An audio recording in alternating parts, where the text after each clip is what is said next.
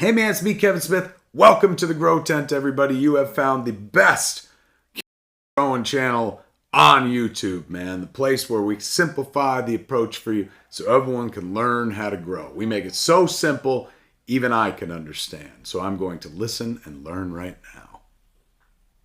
What's up, everybody? Before this video gets started, I got a super cool thing. We're having a contest in this video, and in this video alone, I just found them in a box. They were under this desk all the way.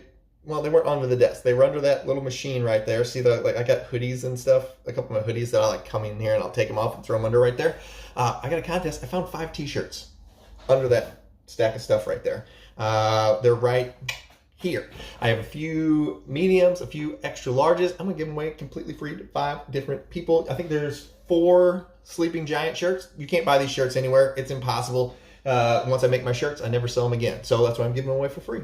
There's 4 Sleeping Giant shirts and 1 of the Samurai Dragon shirts. And I'm giving away for free. All you gotta do is comment in the video below right now. You can comment as many times as you want. I don't care. And then we're gonna give them away this weekend. Oh, yeah, let's do it this Sunday. We're gonna give it away this Sunday live. We'll be on a live show. We're gonna give all 5 of them away this Sunday, absolutely for free. Old designs that you can't buy ever again. All right?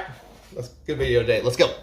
Woo! What's up, guys? Welcome back to the Grow Tent. We got a great episode for you today. Today we're going to be talking about how to feed plants whenever they have an extended flower time. Because if you notice, most nutrient schedules are only based around an 8-week flower. Well, today we're going to talk about how do you feed these plants where if they have a 10-week flower, 11-week flower, what do you do then? Because now you're kind of left in limbo on how you're supposed to be feeding these plants. So that's what we're going to talk about today. Guys, please remember to like, comment, subscribe, watch the full video. That kind of stuff all helps out the channel a ton. Normally, I would tell you right now that if you wanted to hang out with me more, to join my Patreon. But as of right now, it has been deleted because we're an evil can of content creation channel. So if you'd like to get in contact with me more, you can go to my website at ttgt.com, and in the top right corner there's a little thing that says join and or log in. It says log in, and whenever you hit the login button, you can put in your email and stuff, and it will subscribe you to my newsletter. So if you're looking for, just in the meantime, a way to keep in contact with me, that's the best way to do it. And we got big things coming. I've got a whole new website being built as we speak that is going to incorporate my merch store along with a Patreon-esque membership built right into it. So it's going to be an all-in-one. So while we may be just a small bump in the road, I promise you I ain't going nowhere. We're going to keep doing everything that we're doing, drops, everything. Normally I'd be telling you right now that it'd be a good time to join the Patreon because we have a drop coming up, or a pre-sale coming up for some new t-shirts the 4th through the 7th, but there's no Patreon to tell you to join once again. So just maybe, hey, watch out on the merch store the 4th through the 7th. It's the first time you guys are ever going to hear anything like that being announced in the public and now on the Patreon, because I can't announce it on the Patreon right now and I have no way to talk to anybody that's on my Patreon. So maybe just watch my merch store the 4th through the 7th. There might be something cool happening. All right, guys, let's get today's episode started. Extended flower times and how to feed them. Woo! We're back. The camera's over here now. What the heck just happened? It's craziness. Look at this. I lean like this, and it changes the light on the wall. Boom, boom. All right, guys. GT's pumped today. We only let bad news get us down for about, I don't know, 2 or 3 hours over here, and then I've just got so much energy, it just pumps me up and it makes me go harder in the paint as ever. All right, guys, so today, this is a highly anticipated, requested video. It's a GT. All the nutrient schedules I ever look at, the schedule only goes out to 8 weeks, because that's the average time for a photo period, and autoflower, it's about the average time you're going to find to feed one of these things. Like, okay, well, I've got a strain that grows a little bit slower. It's it's more of a 10-weekish strain. How do we feed it? Okay, so first we're going to talk about what we would do for a normal 8-week strain. For a normal 8-week strain, flowering strain, we're not talking about veg. We're talking about the flowering cycle, because the veg stays the same no matter if we're doing a 8-week flower or 10-week flower or 12-week flower. The veg doesn't change. Okay, so we have our plants, and we're like, okay, this is going to be a normal 8-week flower.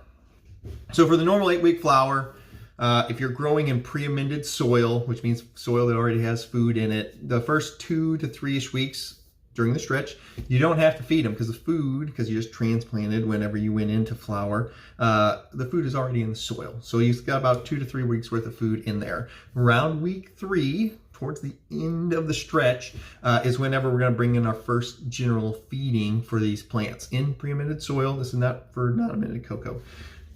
So you're in the pre-amended soil. First 2 to 3 weeks you're covered. I say 2 to 3 weeks because sometimes you can have a heavy feeder and you're going to have to start feeding them after the end of the second week. On average, it's going to be after the, sometime in the 3rd week that you're going to have to start feeding these plants, maybe at the beginning of the 4th week. So how do we do it? So we get our nutrient schedule. Oh, that's a sticker. It's not a schedule. Prop! Give me some leeway here. We have our nutrient schedule and it says we're going to go to week 4 and we're going to say, oh, look, week 4, I give them 600 ppms between these 3 products and I feed them. Now we're going to skip, a week or so and we're going to feed again in week 6. On an 8-week flowering plant, we only feed them up to week 6 and then we let the plant naturally fade out and consume what's in the leaves during the last 2 weeks. So we will still give them their food, their N, their P, their K, nitrogen, potassium, phosphorus, during the first 6 weeks of flower.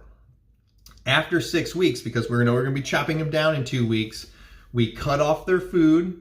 We'll still give them their mag sulfate product like Botanicare Sweet, Bud Candy, Floralicious, any of those. We'll still give them that in week 7 and just water. And then week 8, we just give plain water. That's your normal time frame you would cut off your food nutrients, is at the end of week 6. We don't feed after week 6. Whenever we say feed, we're talking about nutrients, not supplements like Mag Sulfur or Bud Candy, whatever you want, whatever product you're using. Don't get hung up on the minutia of what we're talking about. So your N, your P, and your K is done after week 6. Just water and your Mag Sulfur product in week 7, and then just water in week 8, and then at the end of week 8, we'll be chopping down. By doing it this way, we get a nice fade going through the canopy where they're, if you're in week 8 and get ready to chop down and all your leaves are still bright green, you've messed up. This is, dark green. You've messed up. That's not what it's supposed to be. You're supposed to be, the plant naturally fades as it goes through flower. Don't fight the fade. It's a natural part of what happens to the plant. Look at the trees in the fall. What are they doing? They're just as healthy as can be. What happens to their canopy, all their leaves? They yellow and orange and red. It's a natural part of this plant's life for it to fade, that canopy to fade out, look really pretty, then fall apart and get super ugly. And then you chop it down and you get the fruits of your labor. So that is your normal progression on an 8-week flower. Okay, well, now I've got it. Let's just say we know this strain that we're growing, or cultivar. Sorry, cool kids. Cultivar strain. It's interchangeable. Don't bite my head off. So now we know we have a plant that goes 10 weeks. We know we've grown this plant before. It's a 10-week flower.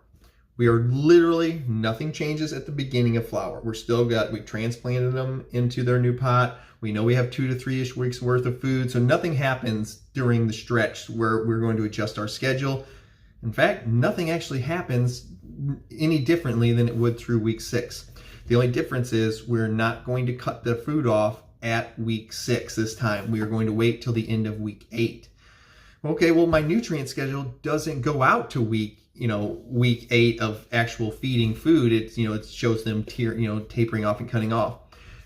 For those extra weeks, whether we're 2 extra weeks for a 10-week grow or 3 extra weeks for an 11 or 12-week grow, we are going to pretend like the plant is in a perpetual week 6 of flower state. So you will just constantly go back to your nutrient schedule. It's going to say week 6 flower, and it's going to say, let's say you're using general hydroponics 3-part, it's going to say you're going to give 0 or 1 milliliter of the grow. You won't, you just give 0. You're going to give 8 milliliters per gallon of the micro, and you're going to give 8 milliliters per gallon of the bloom.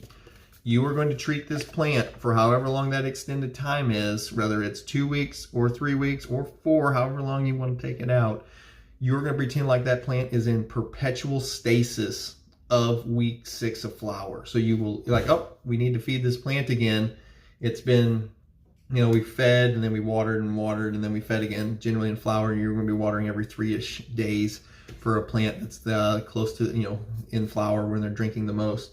So you're just going to go right to your feeding schedule, whatever it is for whatever brand you're using. You just go right to that, to what it says for week 6 flower, and the plant will stay in perpetual week 6 of flower, because a lot of these schedules don't go out past that where it gets their true amount of nutrients. So you will just pretend that the plant is in perpetual week 6. And then as we get down to the last 2 weeks, again, like, okay, I'm going to, this is a 10-week strain, I'm cutting down the end of 10 weeks. At the end of week 8, that is whenever you will start your real week, the beginning of week 7, because we've pushed it back. So as soon as you get to week 9, you will switch over, no more NPK. You will now switch over to just your mag sulfur product and water. And then for week 10, it will just be water. And you can extend this out. It doesn't matter if you're doing a 12-week, I don't care if you're doing 14-week strain. They stay in perpetual week 6 until you get to your last 2 weeks. The week before the last week is just your mag sulfur product and water, and then your last week is just water. Don't overcomplicate this. Just pretend they're in week 6 as long as you want to stretch it out, and then make your last 2 weeks your mag sulfur week with just water, and then your just water week. And it'll work out for you every single time. You can keep these things in flower as long as you want. Now, if you do keep them in flower too long, and you're not introducing pollen to them, they will go through a process called rodentization, and they will start feminizing themselves. The nice part is that it's not a ton of pollen, but it's enough to start pollinating themselves and making seeds. Those seeds are actually not hermaphroditic or hermed seeds. Those are actually a true feminized seed, and they don't carry that herm trait over with them because it wasn't made from a stress because something you were doing. It's just something the plant does, and those seeds would actually be good. Unlike if you got a herm trait for any other reason. The reason most places don't do it like this is because it takes so long, and we can just reverse the plant with STS spray or colloidal silver. All right, guys, remember to comment down below. We're giving away 5 t-shirts this Sunday. They're actually right there on the shelf behind me now. As you can see, the t-shirts, these are usually, these will be filled up with t-shirts, and then we sell all out of them in literally a weekend.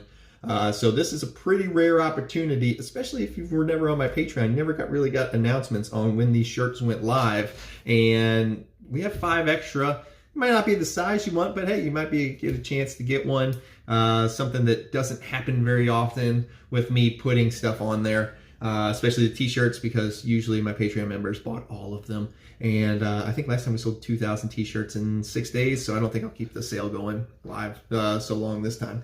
All right, guys, I hope everybody has a fantastic rest of the week. I'm out of here.